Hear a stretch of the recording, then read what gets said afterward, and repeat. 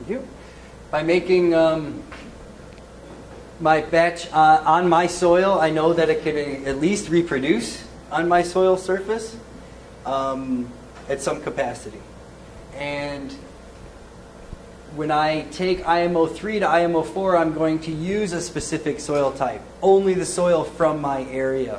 Now, Korean Natural Farming will tell you to go get red clay soil, which I find is funny because it doesn't exist on this island. Oxasols aren't here. We have not been on this island has not been around long enough to have oxasols, clay soils. We have clay in our soils, but we don't have all red clay soils like they like to use. So I like to use whatever the type is that's in your field because it makes more sense to me. The microorganisms that I want, if I go and I take an outside source, first of all, it breaks the rule. I would have to import it on a boat. But even just bringing soil from down the hill doesn't make any sense because it's going to be a different microbial set that can exist within that soil. The environment has had a millennia to affect that soil and affect those microorganisms. So, IMO 3, once I pull back all my grass, is full of this white fungi. Also, it's got a nice hard shell around the outside. It's just full of life and it's really hot. So when you're stirring this, if you turn to your back, the last page of the handout I gave you, the very last page, what are we talking about on that document? Safety practices for handling fungi. Handling fungi safety practices. Why? Because you can get pretty sick from the Pseudomonas and all the weird stuff that's in this. Now when you're stirring your IMO 3 and you stick a shovel in there and you turn it and the vapor that comes out of there and the spores that come billowing out of there will blow your mind. The amount of biology that is going on the second you turn that thing and spores go into the air. Okay? So you have to be really careful using at least some kind of respiration, some kind of cover for your nose and mouth. Whether it be even just a T-shirt. A t-shirt or something, it will be better. I recommend using a painter's sprayer mask. Okay. Also, when you wear your clothes and you're doing this, take your clothes off outside, put them in a bag, and wash them immediately. Because there are bad stuff in there that can make you sick, and I want to stress that. Okay. So I have IMO 3. You'll notice that the 150 pounds or however much I put into it, you'll notice when you make yours, it shrinks down. Well, it's actually the same weight, but what has happened is microorganisms have gathered around the colloid surfaces of this material and packed it super tight as it grows, and it becomes these really, really hard little balls. And what these hard little balls are is just millions of different kinds of microorganisms stuck together looking for another surface to branch out onto. So they're just sitting there waiting to explode onto a new surface. The new surface being soil from your environment. Okay? It's amazing. Yeah, it is. And you'll notice that it flattens out and it gets real hard and it doesn't look anything like what you originally started with. I pile on another 150 pounds, so 1-to-1 by weight for your soil, onto that IMO 3 pile and I mix it up. I moisturize it to the level of 70%, but I don't use just regular water. I use seawater, creating the sodic conditions at this point. Okay? So I use seawater acquired from the ocean in a 5-gallon bucket, bring it home. It's really only good right now. So you can't just... They do store it. You saw in Korea that they store seawater. Do you see that? Okay. When I store seawater at home, it gets fun. Yeah. So microorganisms, just like in the ocean, can't be taken out of their environment for very long and move to a different condition and existing in the same capacity. So I will take seawater and then a 30-to-1 ratio. I make a vat of water. So 1 part seawater, 30 parts fresh water. And what I'm doing there is, 1, creating sodic conditions in the water. 2, that water is full of microorganisms that are covered in what? What are plankton made out of? What are krill and everything in the ocean pretty much made out of? Calcium. So you have dissolvable calcium in that water. That calcium is a wonderful nutrient source for the microorganisms you're about to dump it onto. Plus there are all these minerals, right? Yeah, so wonderful minerals and all kinds of good stuff, and no pathogens, right? At least not ones that are cause problems for your crops, maybe for your fish. Yeah. Totally different category. So I create a 70% and I get that clumping, or I use my prong, look for that ball I can make, and I cover it up with the same exact grass. I might need some more because the pile is bigger.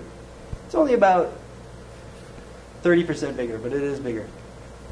I'd like to make a point on IMO 3. The pile should be no more than 18 inches tall.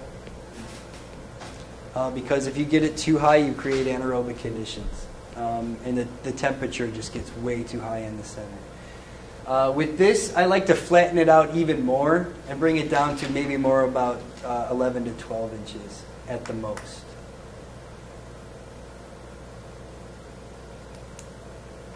I'll go back for about a week. I'll go back every couple of days, stir it, make sure the temperature is perfect, and the goal here is to get the Phytophthora and all the bad stuff out of that soil that's in there. So this is where the selection process continues. Cover it up.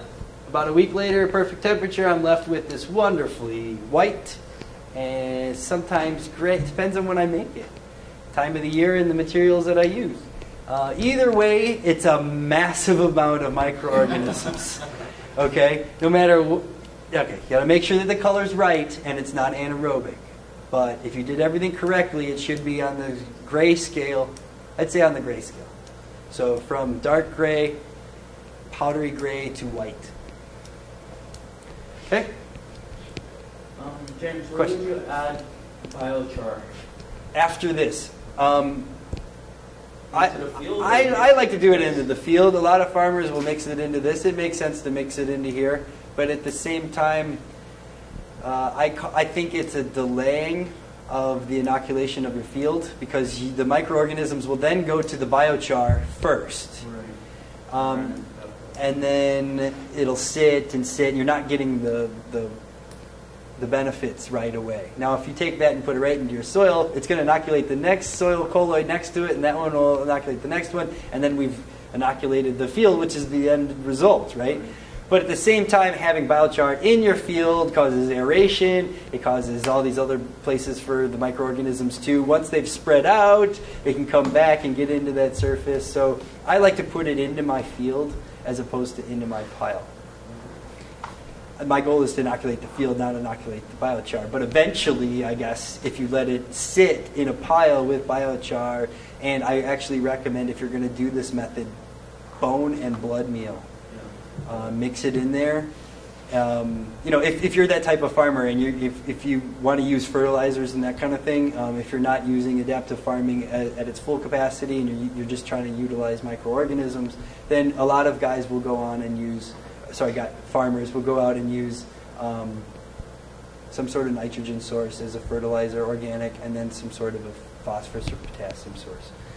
I like to put more of this in because that has the same properties, nowhere near the level of nitrogen and stuff, but my goal is to gradually increase the microbial population of the soil, which will eventually, long down the line, negate the need for many nitrogen fertilizers or any kind of fertilizer source. Okay? You say in the future any need for nitrogen fertilizer source So John Caverly doesn't put anything on but manures from his cow. on an annual basis. He'll put it out on perfect for planting. You put out manures before you plant. You let them decompose. He has them already composted and stuff. So, if you have the cow, then it is adaptive natural farming, and you can utilize those nitrogen sources. You're eventually going to need a nitrogen source, Fish guts. and I'll get to that. Here are my tightly wound little balls of IMO4, and those things are hard, man. Snap them open, and what is on the inside? Billions. White fibers everywhere. It's about halfway into the colloid is microorganisms, and then on the inside, almost like a peanut M&M, is more of the powdery original material, the IMO3 carbohydrate. And the microorganisms will then use that source of nutrients when it goes into the soil as a nutrient source to stabilize reproduction. So there's still energy in the inside. It's not all used up. If it was all used up, these things would probably die off, and I couldn't store them. I actually store this material for up to 6 months. Just keeping it dry, they go dormant, they sit in there, and they wait for a moisture source. Did that happen because of the size of your coffee house? Remember you I've had it gets more of like it looks more like a compost flakes, almost like flakes if it was left whole. Either way, those rinds, those parchment, are almost like a little cornflake that is just the whole thing is completely covered, and then a thin layer on the inside still hasn't been consumed yet. So it's the same kind of thing as opposed to a ball. And if I flattened it out, there's still that kind of nutrient source in there. It just because of the surface area has changed, there's not as much of it. So it works okay because within a week of putting the stuff out, it doesn't decompose that much. So it still gives me a good solid base. You mentioned storage of your IMO4. You said up to 6 months in dry conditions. Yeah. So if I put it in, I use just like onion bags or whatever, you know. Yeah. So anything that has permeable airflow through it, and I'll put it in there, 50-pound bags. Make sure it's out of the sun and gets nice airflow in it. It'll sit there perfectly fine. So eventually the pile looks like this. And I will put it out into my field. Here's your application rate. And you do the math on this one. Sorry. 1,500 kilograms per hectare. So, just to give you a little hint, I don't know the square footage of a hectare, but I know the square footage of an acre, so if you can convert to an acre, and then you get down to square footage, so it's 43,560 square feet in an acre. So if you can go from a hectare to an acre, you could then go to square feet because I just told you what it is. And then you can measure your area.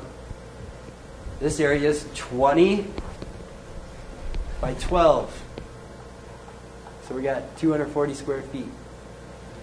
So I divide then the 43,560. And figure out my application rate. Okay?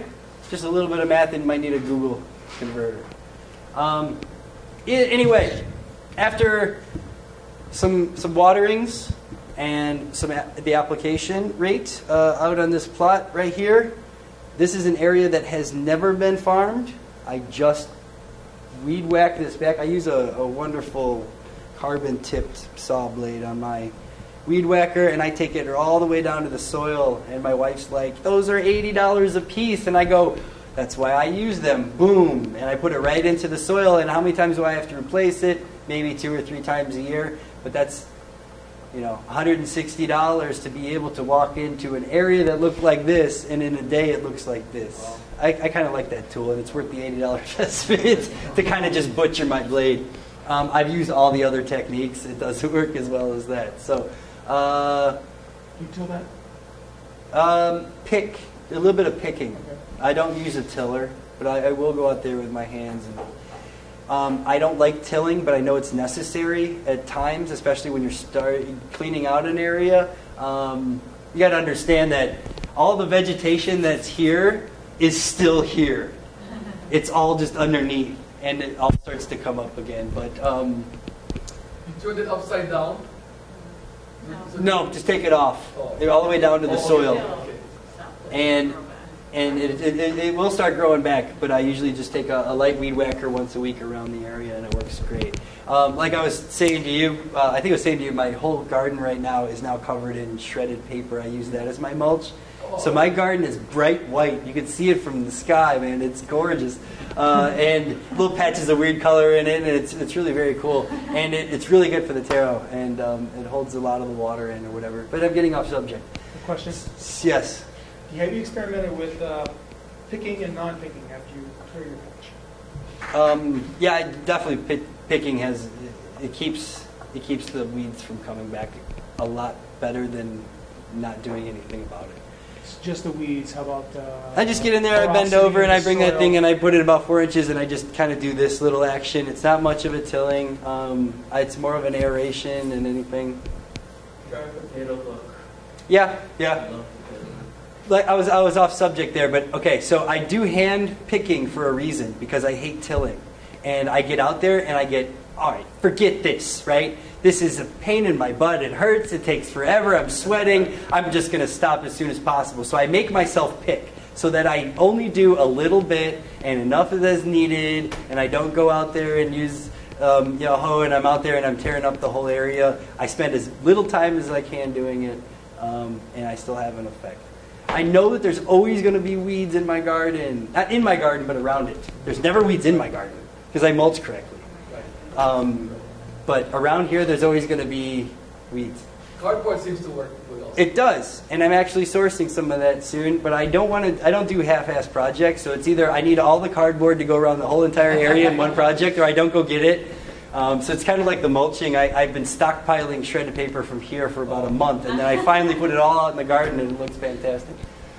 So anyway, so here it is. Here's your end result, IMO 4. So we just went through the 3 things that we look to use in adaptive natural farming. Now, all of those 3 things, those replication and the culturing and the selection, all go on in the other materials that are used in adaptive natural farming. Very similar to ones in Korean natural farming. You guys want to go through these, or? Do you add any other materials when you're doing your inoculation or whatever with the No. If you read in here, I don't think they say to in this one. I kind of follow a traditional method of just getting the microorganisms into the field. There is a benefit to adding fermented plant juices and all these other things, only because, here's my theory from a chemical standpoint, sugar is carbon. So if you take sugar and you mix it with you get some plant hormones out of it, I don't know what effect those hormones are going to have on the microorganisms. I know the sugar water is going to have a huge effect. And it gives it, Also, you got to remember that when you're adding sugar to things in the CN ratio we were talking about, carbon to nitrogen ratio is hugely important. And you can't have an imbalance. There needs to be just the perfect set of ratio within your soil. So if you have too much carbon, too much wood chips, too much sugar, too much whatever, the microorganisms are going to be down here trying to catch up to the food source. And it's just not a good relationship. You want something more of a balance.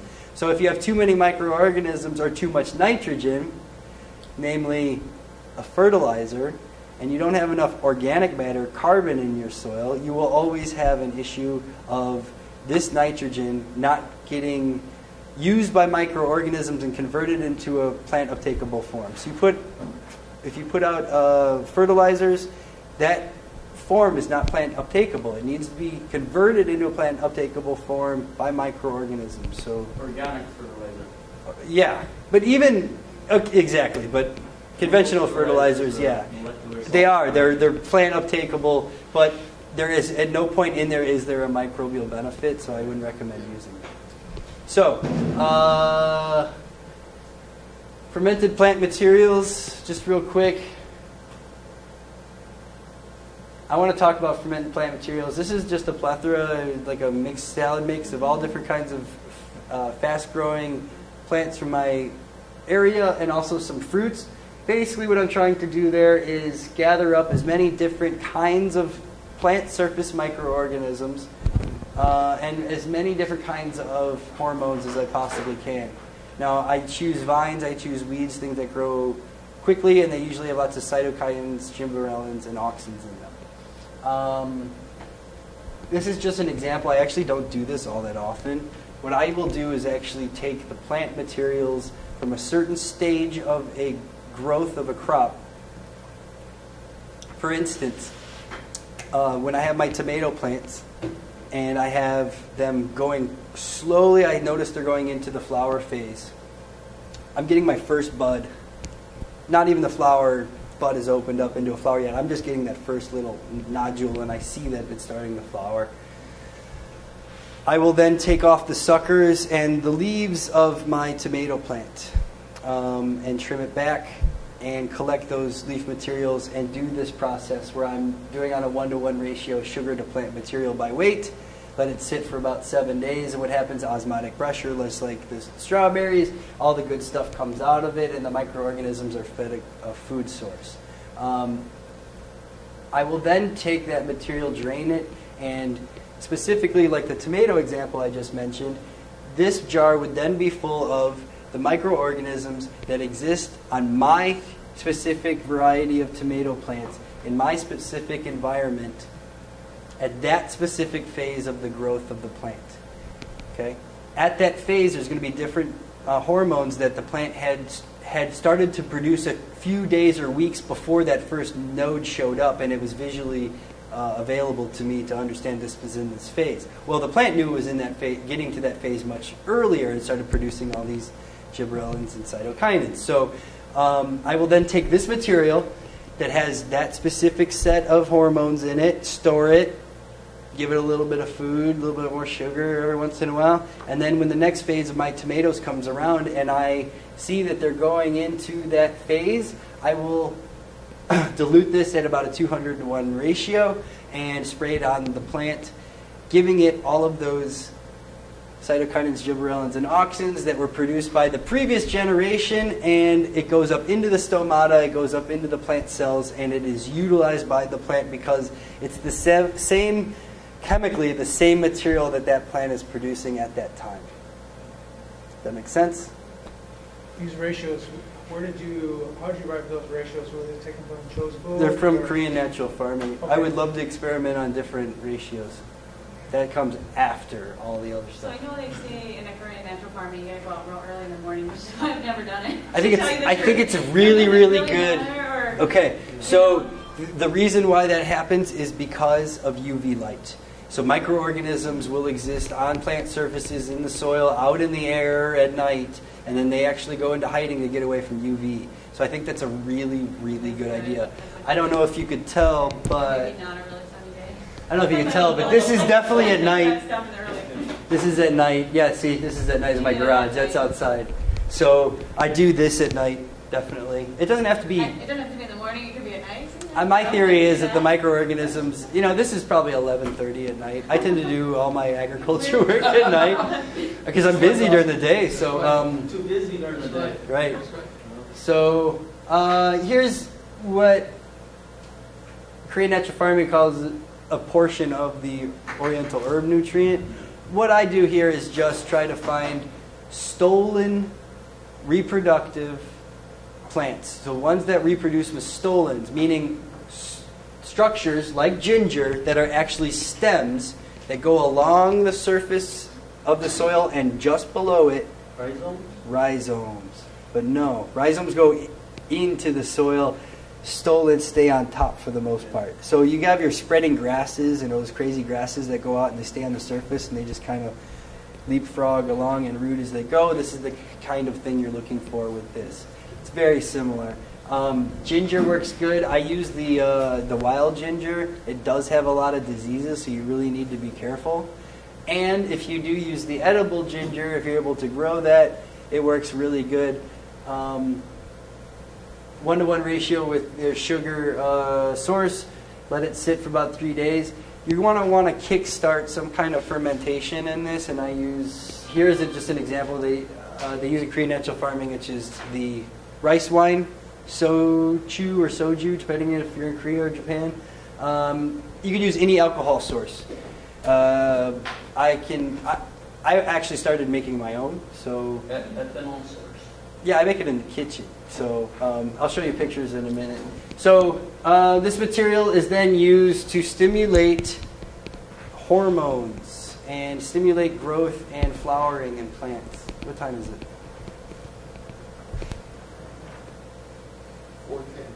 And that camera still going? Okay. Here's what you were talking about, your fructose. Okay? You can start off with a sugar source, whether it be sugar or evaporated sugar, and then put it into fruit, and it'll cause that osmotic pressure, which will suck out more sugars. You could then use those sugars that you sucked out of a bunch of papayas, and then use that to cause osmotic pressure in another set of fruits, or the same type. Eventually an equilibrium happens, where there's so much water in your extract that it's not going to have the same osmotic pressure. But if you boil it off, you can get down to a sugar source. So you can take sugar, do osmotic pressure, suck out all the juices of this, and then boil it down into a larger sugar source, right? Kind of a sappy type goo. It's just a reduction. And then that's just a high sugar source. You can put that then into another batch of papaya. It's going to have a higher pressure or lower pressure, and it's just going to suck out until there's that equilibrium. Now the equilibrium will come together much faster if you're using the same fructose source from the fruit as compared to sugar or evaporated cane juice. It's completely different. So it's a lot more work, and this is a rough way to do it. Or you can go get some cane and figure out a way to extract it and dry it. You mentioned you're using a local source of sugar, yes? Yeah. How are they drying it? I dry it. You getting the juice then, Mm-hmm. and you're cooking it down? Mm-hmm. I have a grill in a steel pot that I use for this in soap making. And I put my grill up, and I put my pot on it, and I put it right outside and reduce down a whole bunch of cane juice that I'll get for super cheap. Or I paid $15 a gallon. yeah, that's insane. The quality of mine isn't food grade. You're paying for food grade quality on that. Mine is just pressed and put into a bucket. It's got all kinds of floaty stuff in it. Okay, but it doesn't matter because I just boil it all up. So there's that sugar source. Anybody made vinegar at home? Learn how. It's real easy. You just need a culture and a few other things. It's real easy to do. People have been doing it for 2,000 years. Why can't you make vinegar? You can. Don't worry about it. Now, finding local sources for the vinegar and starting it off, I don't know too much about. But making it at home is really easy. Making your alcohol at home. What? Nice. So you got copper definitely is on this, the distillery. Look at You're not looking to drink it, you're just looking to use it, although it is spicy.